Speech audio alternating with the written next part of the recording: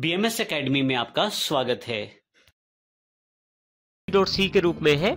अब हम इसको रन करते हैं कंट्रोल F9 से। नाम पूछा जा रहा है, मैं जो नाम देता हूं देखिए फाइनली उसी नाम को प्रिंट करवा दिया जाता है। और यहाँ ये ध्यान रखिएगा कि सबसे पहला एलिमेंट जो नेम का नेम ऑफ 0 है वो V को, और नेम ऑफ 1 है जो A को, नेम ऑफ 2 R को, और इस तरह से 8 एलिमेंट्स का इस्तेमाल करेगा इस नाम को स्टोर करने के लिए। मैं यहां से एंटर करके बाहर आ जाता हूं, फिर से मैं कंट्रोल F9 करता हूं, आपकी बार मैं दोबारा नाम लिखता हूं। देखिए जब भी आप स्पेस दे देते हैं बीच में तो स्पेस से पहले वाले कैरेक्टर्स को इस्तेमाल किया जाएगा एरे में स्टोर करने के लिए। इसका कारण नल कैरेक्टर है, क्योंकि स्पेस को स्ट्रिंग में जब स्पेस दिया जाता, जब आप स्ट्रिंग को स्कैनएफ के द्वारा स्ट्रिंग की वैल्यू लेते हैं, और यहाँ पे आप जब भी आप स्ट्रिंग वैल्यू देते समय स्पेस दे देते हैं तो एरे सिर्फ उतने ही कैरेक्टर स्टोर करता है जो स्पेस से पहले हैं, बाद वाले कैरेक्टर्स को वो स्टोर नहीं करता। इस प्रकार हम कैरेक्टर एरेज का प्रयोग कर सकते हैं। अब हम बात करते हैं 2 डायमेंशनल एरेज की। अभी तक जो हमने एरेज देखे उन्हें 1 डायमेंशनल एरेज कहते हैं, क्योंकि उनमें एक ही इंडेक्स नंबर के लिए जगह होती है, एक ही ब्रैकेट अवेलेबल होती है एलिमेंट्स को डिफाइन करने के लिए। यहाँ पे यदि आप देखें इस तरफ लेफ्ट हैंड साइड पे इंटीजर एरे ऑफ 3 ऑफ 4, यहाँ पे हमने 2 ब्रैकेट्स का इस्तेमाल किया है जिसमें दोनों में हमने एलिमेंट्स बताने हैं। अगर हम इमेजिनरी इन्हें देखें तो पहले वाले एलिमेंट्स रोज को इंडिकेट करते हैं, और जो दूसरे वाले एलिमेंट्स हैं 4 वाले वो कॉलम्स को इंडिकेट करते हैं।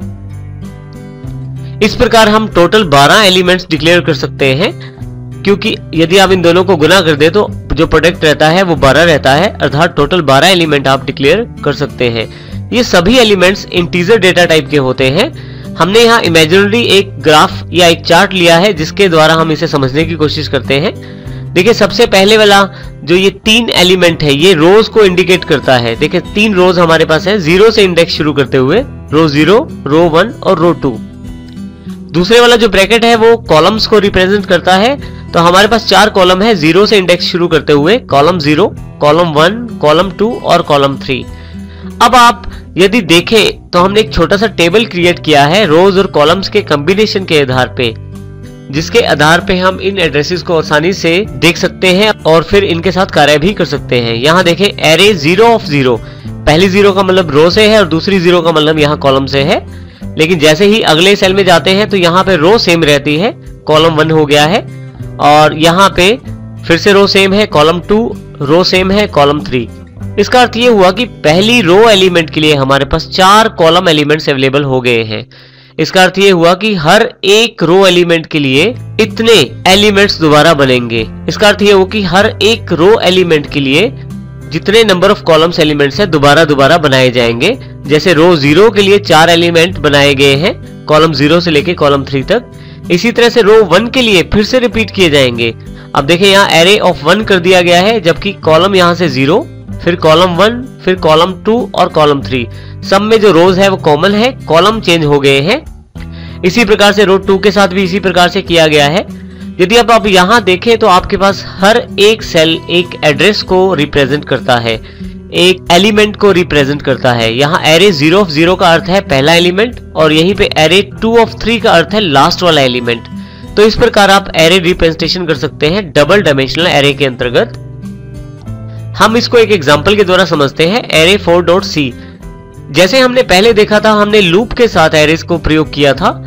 क्योंकि हमारे पास सिंगल डायमेंशनल एरे था तब तो हमने केवल एक लूप का प्रयोग किया था। अब हमारे पास यहाँ पे 2 डायमेंशनल एरे है, इसलिए हम यहाँ पे 2 लूप्स का प्रयोग करते हैं। देखिए सबसे पहले हम प्रोग्राम यहाँ से शुरू करते हैं। हेडर फाइल्स हमारे पास इंक्लूड कर ली गई है, वॉइड मेन। यहाँ 3 वेरिएबल लिए गए हैं, R, C और T। R जो है ये रोज को रिप्रेजेंट करेगा काउंटर, C जो है ये कॉलम को रिप्रेजेंट करेगा काउंटर, T जो है टोटल एक्सेप्ट करेगा, जितनी भी वैल्यूज दी जाएंगी उन सबका टोटल ये करेगा, जैसे पहले वाले एग्जांपल में भी हमने किया है। T को सबसे पहले 0 से इनिशियलाइज कर दिया गया है, स्क्रीन को साफ कर दिया गया क्लियर स्क्रीन के साथ। अब देखिए यहाँ पे लूप्स वाला जो ये सेगमेंट है ये सबसे इंपॉर्टेंट है हमारे पास। सबसे पहले आप देखें तो 4 यहाँ हमने शुरू किया है लूप, R 0 से लेके <3 अर्थात 2 तक चलेगा और एक एक जोड़ते हुए चलेगा। हर एक आउटर लूप के लिए पूरी इनर लूप चलाई जाएगी। इसका अर्थ यह है कि R 0 जब होगा तो कॉलम 0, से लेकर 1 2 3 तक चलेगा। इसी तरह से r जब 1 होगा तो कॉलम 0 1 2 3 फिर से चलेगा। तो हर एक r एलिमेंट के लिए इस पूरी लूप को कंप्लीट किया जाएगा जो इनर लूप है। यहाँ पे हमने जो c लिया है वो कॉलम को रिप्रेजेंट करता है। इसके पश्चात एक एंटर वैल्यू मांगी जाएगी और यहाँ पे scanf के साथ वैल्यूज को स्टोर किया जाएगा एरे में। और सबसे इंपॉर्टेंट पार्ट यहाँ पे है array of r of c, अर्थात सबसे पहले रो, जो भी रो का इंडेक्स नंबर होगा वो यहाँ पे आ जाएगा और इसी तरह से c। यदि आप यहाँ पे देखें तो एरे ऑफ r है, एरे ऑफ c है, array of r of c है। तो r जो है वो रोज को रिप्रेजेंट कर रहा है। इसका अर्थ हुआ कि जब r 0 होगा तो यहाँ पे 0 रो को लिया जाएगा, r 1 होगा तो 1 रो को लिया जाएगा। इसी तरह से c जो है वो कॉलम को रिप्रेजेंट कर रहा है। यहाँ पे जब c 0 होगा तो कॉलम 0 और जब c 1 होगा तो कॉलम 1 की बात की जाएगी। उसके पश्चात इन सभी स्टोर की गई वैल्यूज को t में ऐड करके फाइनली फिर से t में स्टोर कर दिया जाएगा। और ये प्रोसेस तब तक होता रहेगा जब तक ये लूप्स कंप्लीट नहीं हो जाती। लूप्स कंप्लीट होने के पश्चात जो आउटपुट आता है उसको प्रिंट करवा दिया जाएगा। अब हम इसको प्रैक्टिकली करके देखते हैं। यहाँ पे देखें हमारे पास जो एग्जाम्पल है वो अवेलेबल है। जैसे हमने पहले भी बात की, हमारे लिए जो सबसे मेन सेक्शन है वो यहाँ से लेकर यहाँ तक है, अर्थात जिसमें हम रोज और कॉलम्स को लूप के साथ इंडिकेट करना चाहते हैं एरेज में और फिर उनमें वैल्यूज भी असाइन करना चाहते हैं। अब हम इसको कंट्रोल F9 से रन करते हैं प्रोग्राम को। देखिए सीधा ही एंटर वैल्यू मांगी गई है जो कि टोटल हमसे 12 वैल्यूज एक्सेप्ट करेंगे। यहां मैं 12 वैल्यूज दे देता हूं।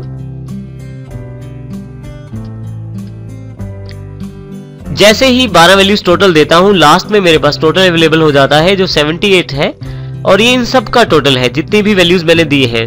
अब वैल्यूज जो देंगे उनके अकॉर्डिंग आपके पास टोटल आ जाएगा।